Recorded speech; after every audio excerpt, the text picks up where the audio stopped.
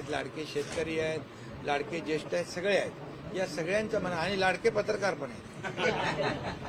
सगळ्यांचं मनापासून मी स्वागत करतो, सगळ्यांना शुभेच्छा देतो. आणि आता आम्ही येतानाच बघितलं की जी स्वच्छता आहे, आता तुम्ही सर्टिफिकेट पत्रकारांनी दिल्यामुळे मग आता मला काय बोलण्याची जास्त आवश्यकता नाही आहे. पण एकच मी सांगतो की यावर्षी गेल्या वर्षी जशा आपण सूचना दिल्या होत्या आणि गेल्या वर्षी देखील आम्ही इकडे सर्वजण येऊन याचं नियोजनाची पाहणी केली होती, तशीच याही वर्षी नियोजनाची पाहणी करण्यासाठी मी आहे, आमचे गिरीश महाजन आहेत, प्रकाश आंबेडकर, आमचे आमदार समाधान अवताडे आहेत आणि आपले सर्व लोक जे आहेत इथले स्थानिक लोक, पालकमंत्री देखील विजिट करून गेले. आणि या सर्व आमचं नियोजनाचं एवढंच सगळ्यांचं भूमिका सरकारची एकच आहे की लाखो वारकरी इथं येतात आणि ते अतिशय श्रद्धेने, भक्तिभावाने पांडुरंगाचं दर्शन घेतात आणि ते आलेले सगळे वारकरी सुखरूप परत पुन्हा आपापल्या घरी गेले पाहिजे, यासाठी हे नियोजन करणं आवश्यक आहे. जिल्हाधिकारी स्वतः आहेत, सोबत सीओ आहेत, सगळे लोक आहेत. आणि यावर्षी तर मला वाटतं जिल्हाधिकाऱ्यांनी इथंच मुक्काम टाकलेला 2 महिन्यापासून. पोलीस अधिकारी, आपले एसपी आणि सीओ आणि कलेक्टर जिल्हाधिकाऱ्यांनी फार दर्शनाचं नियोजन पण जे झालंय की आता तुम्ही म्हणाले 15 तासाचं दर्शन 5 तासावर 6 तासावर आलंय. खरं म्हणजे बघा, आता मी पण नियम पाळलाय. म्हणजे तुमचं नो व्हेकल झोनमध्ये व्हेकल घेऊन गेलो नाही, आम्ही सगळे चालत गेलो आणि पांडुरंगाचं दर्शन पण आम्ही मुखदर्शन घेतलं, रांग न थांबवता, बरोबर. त्यामुळे शेवटी आता याचं व्हीआयपी कोण आहे? व्हीआयपी खरं म्हणजे वारकरी आहे, समजलं की नाही. आम्ही सगळे लोक त्यांच्या जीवावर आहोत, पांडुरंगाच्या आशीर्वादामुळे आणि वारकऱ्यांच्या आशीर्वादामुळे आम्ही सगळे राजकारणी आहोत. आणि खरं म्हणजे राजकीय अधिष्ठानापेक्षा हे धार्मिक आणि आध्यात्मिक अधिष्ठान केव्हाही वर आहे. मग हे मानणारे आम्ही कार्यकर्ते आहोत. आणि म्हणून आज आम्ही जे आलेलो आहोत ते कुठलेही मंत्री नाही, उपमुख्यमंत्री नाही, काय नाही, आम्ही वारकरी म्हणून आलेलो आहेत. आणि वारकऱ्यांची सेवा आणि वारकऱ्यांसाठी जे नियोजन आहे ते त्याचं आढावा घेण्यासाठी हे आलो आहे. त्यामुळे मला वाटतं आपण एकच आहे की गेल्या वेळेस जी सुविधा होती, म्हणजे मोबाईल टॉयलेट असतील त्याच्यामध्ये आपण वाढ केली आहे, सफाई कर्मचारी आहेत त्याच्यामध्ये आपण वाढ केलेली आहे. त्याचबरोबर आपण जे काय हॉटस्पॉट होते जिथे गर्दी होऊ शकते त्याच्या चेंगराचेंगरी तिथं होता कामा नये, त्यामध्ये आपण हे केलेलं आहे. त्याचबरोबर आपण खड्डे बुजवण्यासाठी 10 कोटी तातडीने नगरविकासने दिले, त्याची तिथे अंमलबजावणी चांगली झालेली आहे. त्याचबरोबर या ठिकाणी पाण्याचे टॅप वाढवलेले आहेत. मोबाईल टॉयलेट स्वच्छ राहिले पाहिजे म्हणून 10 मोबाईल टॉयलेट मागे 1 माणूस दिला, ते का बरोबर ना. आणि त्यामुळे त्याच्यावर मॉनिटरिंग सिस्टीम पण केलेली आहे. त्याचबरोबर ते मोबाईल टॉयलेट भरू नयेत, चोकअप होऊ नयेत म्हणून सक्शनची टीम जी आहे ती ठेवली. म्हणजे बारीक बारीक लक्ष इथं आपल्या प्रशासनाने ठेवलेलं आहे. 350 CCTVचा कंट्रोल रूम केलेला आहे. त्याचबरोबर 100 वायरलेस दिलेले आहेत, 50 वायफाय हॉटस्पॉट केलेले आहेत. त्याचबरोबर स्पीकर साऊंड सिस्टीम देखील 150 स्पीकर लावून सगळीकडे, म्हणजे कुठं काही चेंगराचेंगरी होऊ नये, सूचना द्यायच्या आहेत त्या सूचना दिलेल्या आहेत. लाईटची व्यवस्था केलेली आहे. त्याचबरोबर काय ते आपले पोल आहेत त्याला देखील लाइटिंग केलेलं आहे. आणि चंद्रभागेमध्ये देखील 190 बोटी आहेत आणि त्या देखील सगळ्या चेक केलेल्या आहेत. 15 लाख पिण्याच्या पाण्याच्या बाटल्यांची व्यवस्था केलेली आहे.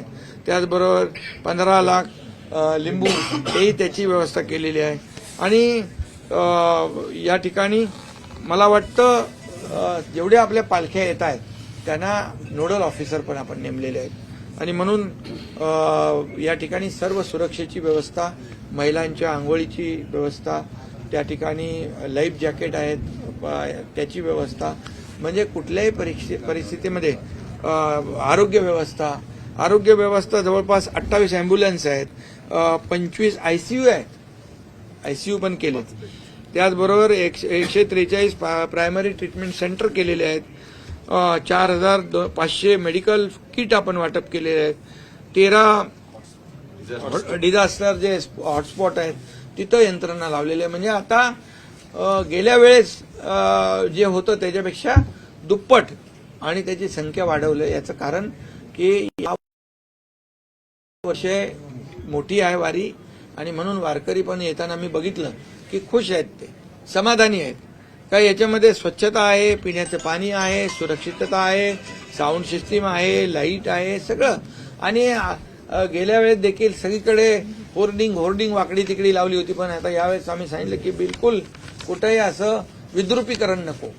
आणि म्हणून या सगळ्या जे काय आहे यासाठी देखील आपण हे जिथे जिथे वाळवंट जे आहे तिथं 65 एकर पालखी तळ आहे त्या ठिकाणी लाईटची व्यवस्था करणे. मुर्मीकरण किती कलेक्टर मग असे मला म्हणाले 9 कोटीचं 74,000 घनमीटर मुर्मीकरण केलं, चिखल होऊ नये म्हणून. हे सगळं जे आहे हे अतिशय काही ठिकाणी आपण कॉन्क्रिटीकरण केलंय. याच्यामध्ये जर्मन हँगरची व्यवस्था केलेली आहे की कुठेही पावसामध्ये वारकऱ्यांना त्रास होऊ नये.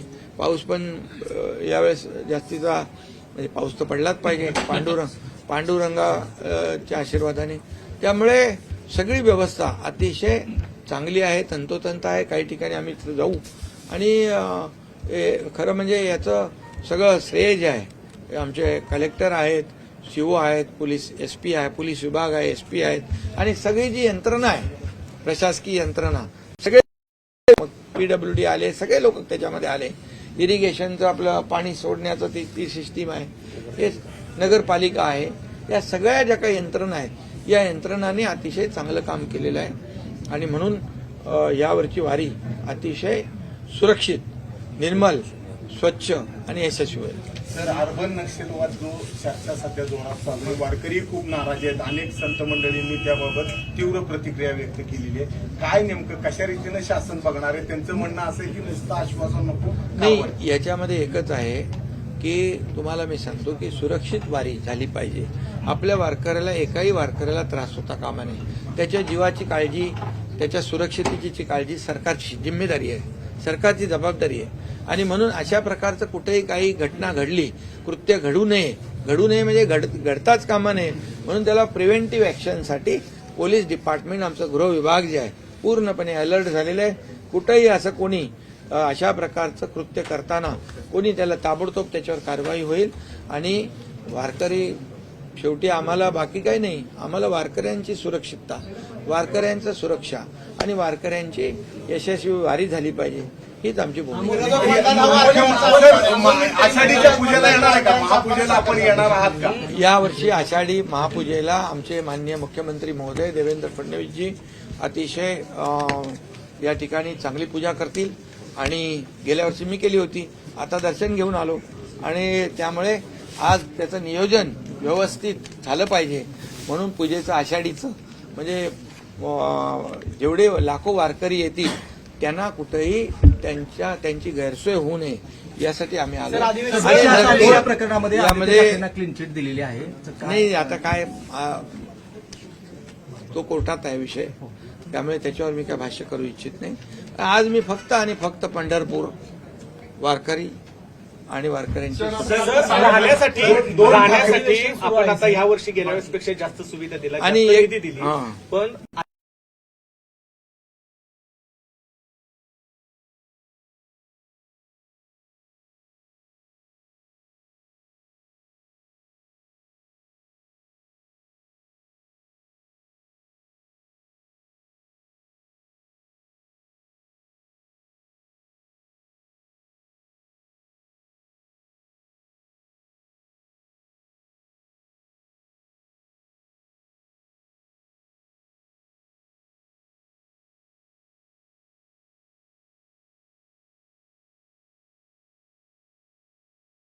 गैरसोय होऊ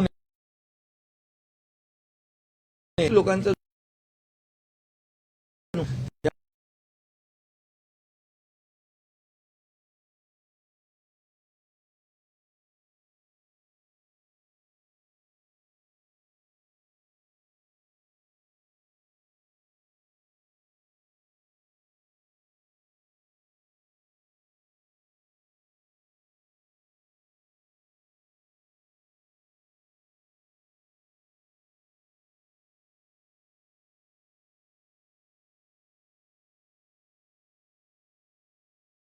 समाधानाचे दिवस येऊ दे.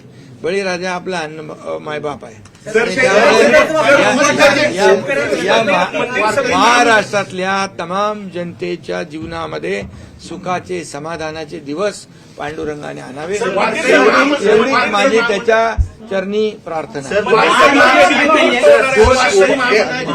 दोन ठाकरे एकत्र यावे म्हणून उभाटाचे नेते येऊन रोज पांडुरंगाला साकडे घालायला लागलेले. सुभाष देसाई येऊन गेले. काय दोन ठाकरे एकत्र यावेत? आता आमच्या गिरीश महाजन 4 दिवस इथंच थांबले. पण ते राजकारणासाठी नाही, इथल्या नियोजनासाठी. इथलं गेल्या वर्षी पण ते एकदम छान मांडून होते.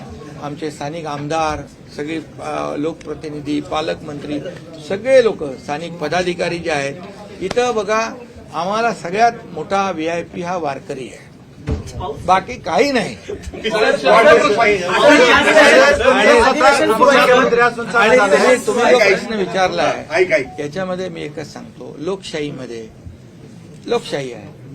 तुम्ही महाराष्ट्रामध्ये पाहिलेलं आहे, अनेक वर्ष तुम्ही पत्रकारिता करताय. त्यामुळे लोकशाहीमध्ये कुणी कुणाबरोबर युती करू शकतो, आघाडी करू शकतो, हा त्यांचा पक्षाचा विषय आहे. त्यामुळे याच्यामध्ये जे जे काही होतंय त्याला सगळ्याला माझ्या शुभेच्छा.